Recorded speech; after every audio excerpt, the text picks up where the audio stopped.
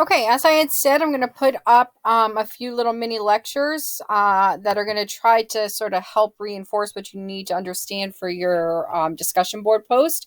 I'm not going to touch on everything, so please don't be looking for every piece of information that you need. But I'm just hoping that this stuff may help you as far as shaping and better understanding some of the content that you're reading. Because you're reading a ton of information. So we're going to look at, and I'm going to generalize this by saying this is really the causes of the U.S. Civil War. And that's what we're looking at. Some of the things that you want to be able to think about as you go through this is you want to know what the Wilmot Proviso is. You want to really understand the Dred Scott case and the importance it has with slavery in American history. The Dred Scott case is incredibly important when you start talking about this era.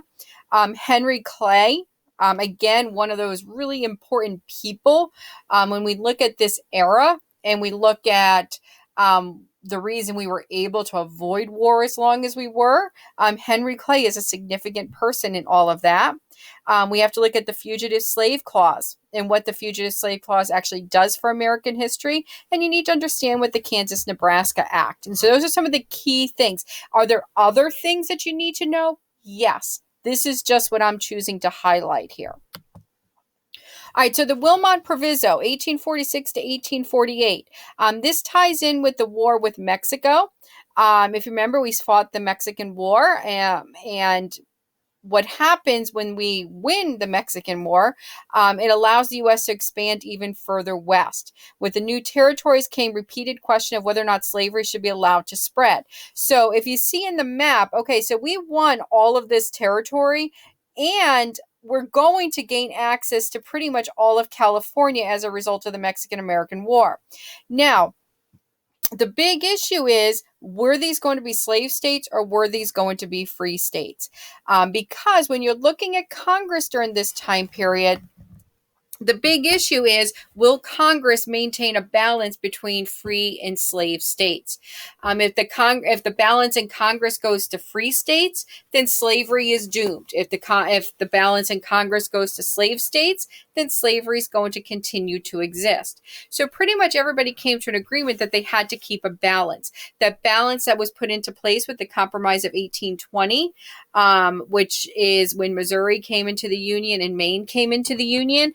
We really valued maintaining that balance. So the Wilmot Proviso was going to be something proposed by David Wilmot that said neither slavery nor involuntary servitude shall ever exist in the Western territories. All right, so that's the basic Wilmot Proviso, saying that slavery would not exist in these territories. Now, the reality is slavery wasn't needed in these territories. These were not huge plantation areas. These were not areas that were going to do well as far as farming is. They weren't going to go grow cotton in Southern California. It wasn't suitable for it. So the Wilmot Proviso, which is proposed by David Wilmot, says that slavery shall not exist in the Western territories. So if we look at the territorial growth during this time period, we're looking at adding all of this. So this is the area that the Wilmot Proviso ties into. We have this territory here, which is basically territory that's not turned into territories yet. It's not turned into states yet. And then you have Oregon country up here. So this is sort of what we see when we talk about the expansion of the U.S. during this time period. And of course, we have to deal with slavery in all of this. So if we continue looking at the Wilmot Proviso, it passes the House of Representatives, but never even came to a vote in the Senate. The reason is John C. Calhoun of South Carolina argued that property can be taken into the new territories. So even though the Wilmot Proviso was saying that slavery cannot exist there, John C. Calhoun, who you know from your reading, is an ardent Southerner. This man believes in slavery, and he's going to do everything he can to defend slavery. John C. Calhoun argues that there's no reason you cannot stop somebody from taking their own property into these new territories. So again, that's going to leave it so that the Wilmot Proviso is never actually going to pass, and the question of slavery is not going to be resolved in those Western territories right away. So now let's take a look at the Dred Scott case. So Dred Scott versus Sandford. The Dred Scott case is one of the most important cases when we talk about slavery in the United States. In 1823, the U.S. Supreme Court supported Calhoun's opinion in the Dred Scott case. Basically, what happens with the Dred Scott case is Dred Scott was a slave, and this is an image of Dred Scott. He was a slave who was taken north, meaning he was actually taken into the Minnesota territories by his master for work. So him and the master went north for work. After returning down to Missouri, which Missouri is the southern territory in which they lived and in which he was enslaved, he basically sued his master for freedom. And he argued that he was no longer a slave since he had lived in free territory. So he's saying that once he was brought to free territory, once he was brought up to Minnesota, he no longer could be considered a slave. Now, the reality is he loses the suit. John C. Calhoun was the lawyer that argues this for the owner. And basically, the Supreme Court says that slave owners could take their property with them anywhere in the country. So that's where you get into the idea that the Wilmot Proviso, as much as it sounded like a good thing, saying that slavery could not exist in the Western territories, the Supreme Court had already said in 1823 that slave owners could bring their property into other territories, and those slaves maintained their status as slaves. So if a slave owner decided to travel to New York with their slaves, the slaves were still slaves even though they were in free territory. So that was the Dred Scott decision in 1823. So basically what that's saying is slavery is here to stay for this current period of time. Nobody was going to do anything to stop slavery.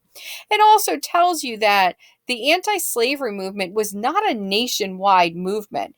As much as we hear a lot about abolitionism and how the abolitionists wanted to free slaves, they were a tiny, tiny, tiny portion of our society. They were not a huge voice. Even up north, most people living up north honestly didn't really care that much. Slaves did not affect them, so they weren't too worried about it. They were more focused on their own lives. So yes, this whole movement to free slaves, this whole compassion for the slaves, didn't really exist throughout the country. Now, of course, that's going to change in the 1850s when Uncle Tom's Cabin is going to be published, and we'll talk a little bit about that at another time. But that will change the face of the anti-slave movement. Out of this comes the Free Soil Party. So the Free Soil Party is a political party. It's actually one of the precursors to the Republican Party. Basically, what they argue is popular sovereignty. They say that each of the new territories that's created, whether you're talking California, Arizona, New Mexico, whatever, every territory has a right to decide on their own if they're going to allow slavery. So the Free Soil Party in 1848, opponents of slavery and abolitionist members of the Liberty Party joined together. They believed that the spread of slavery should not be allowed on the free soil of Western territories. Some wanted to stop the spread of slavery. Many wanted lands left open to white farmers. So the Free Soil Party is going to emerge because they don't want popular sovereignty. They want to say that everybody should be allowed, that there should be no slavery in the new territories. And I think I sort of stumbled over myself a little bit there. I hope it makes sense as you go forward. Here's a political cartoon. This is forcing slavery down the throat of a free soiler. So basically this is saying that whether you believed in slavery or not, slavery was going to be forced down your throat. You were going to be forced to live in a slave territory if you lived in one of the Western territories. Now, in addition to this, we have to deal with the gold rush. And I know the gold rush itself isn't about slavery, but in the big picture, it is about slavery. In 1849, gold is discovered at Sutter's Mill in California. At the time, there were 15 free states and 15 slave states. So 1849, we had an even balance of states in Congress.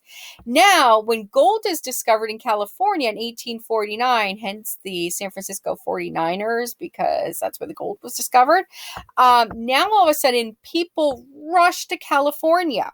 And because they're rushing to California, what's going to happen is they're very quickly going to have a big enough population to enter the Union as their own state. But we have that 15-15 balance. So in 1849, this is the first time the southern states really start to talk about secession or leaving the Union. Excuse me. Because now, if California comes into the Union as a free state, then the free states have the majority. If California comes into the Union as a slave state, then the slave states will have a majority. So the Southerners know there's no reason California is going to come in as a slave state. So therefore, they're already starting to talk. We got to secede. We don't want to stay in the Union. If California comes into the Union as a free state, it's going to threaten our popular sovereignty. It's going to threaten our states' rights to be able to maintain slavery in our own countries. So what's ultimately going to have to happen are a series of compromises that are going to be used to hold the nation together after the discovery of gold in California. First, this is where we're going to start talking about Henry Clay. Henry Clay is the great compromiser. In 1820, the Missouri Compromise, which I alluded to earlier, was the first great compromise as far as Henry Clay is concerned. The Missouri Territory wanted to enter the Union as a state. However, Missouri was a southern state. It is a southern state. It was a slave state. And the northern states were like, oh, we don't want Missouri entering as a slave state. So they came to an agreement that anything north of Missouri would automatically be free. Anything south of Missouri could come in as a slave state. But to balance out Missouri coming in as a slave state, Maine would enter the state union as a free state. So that maintained the balance. The problem is the Missouri Compromise does not address the western states. It only addresses north and south, but it doesn't talk about what happens if country states come in west of Missouri. So then you get to the Compromise of 1850, 30 years later. The idea is that California would be free. However, if California comes into the Union as a free state, there would be no restrictions on slavery in the Mexican cession, meaning the territory that we gained from Mexico, which is Texas, Arizona, New Mexico, they would have the right to decide if they were going to be slave states. Texas comes in as a slave state. Obviously, it's a farming state. They have huge plantations there. But the other areas would be able to decide what they would be. So again, these two compromises are going to sort of stave off the Civil War for a little while. The other piece in this is that the slave trade is going to be discontinued in the District of Columbia. So in Washington, D.C., even though it's technically in the South, slaves could be owned, but they could no longer buy or sell slaves in Washington, D.C. So the two great compromises when you come to avoiding the U.S. Civil War are the Missouri Compromise and the Compromise of 1850. And Henry Clay is really the author, the creator of both of those compromises. The other big thing you have to understand with this is that the Southerners were also given greater power in recovering escaped slaves. So if slaves did escape to the north, because this is where you start talking the Underground Railroad, Harriet Tubman, all that stuff is going to be introduced in the coming years. If the slaves are caught in Massachusetts, they have to be sent back south. Again, that's the way to balance out. That's the compromise that's going to be put into place to avoid conflict within the country. So here's an image of the Missouri Compromise. So the Missouri Compromise made all of the red states here slave states. All of the blue states were free states. So you maintained a balance, okay? And this was sort of that line.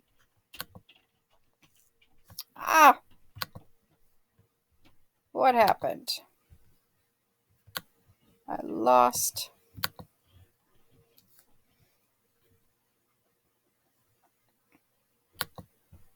Okay, here we go. So all of this territory is going to be closed off from slaves. In all of this territory, they're going to be able to use popular sovereignty. They're going to be able to decide who is going to be, which states are going to be slave and which are not. Let's keep going. Okay, so out of this comes the Fugitive Slave Act in 1850. So this is on top of that Compromise of 1820, Compromise of 1850. The Fugitive Slave Act now says that slave owners could point out escaped slaves and have them returned. No proof of escape was needed.